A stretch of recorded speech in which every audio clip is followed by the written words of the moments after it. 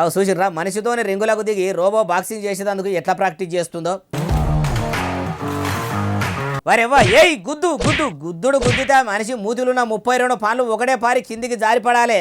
అబ్బా మనిషిని వడగొడుతుంది అనుకుంటే మనిషి నూకేయంగానే తుపుక్కున అట్లనే కింద పడే. లేవు లేవు లేచి మనిషి పని పట్టు. ఏం రోబోవే ఏపులా చెయ్యేసి నూకేస్తే ఊసరెల్లి లెక్క ఊగబడితివి. గదేం తన్నుట్లా కూడా తాగదులేదు, పంచులా కూడా పవర్ లేదు. ఏదో ఆనిచ్చినమా అంటే ఆనిచ్చినామా అన్నట్టు అట్లా కిక్కిస్తే ఏం కిక్ ఉంటుంది.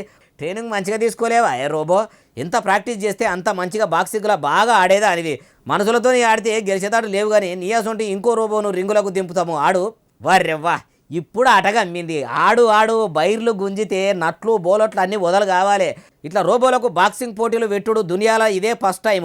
వీటిని సీమకర్ల చైనా దేశం వాళ్ళు తయారు చేసిండ్రు. కానీ అవి అట్లా కలబడుతుంటే చూసిన వాళ్ళు మనుషులు కూడా మనసులోనే కొట్టుకుంటారు.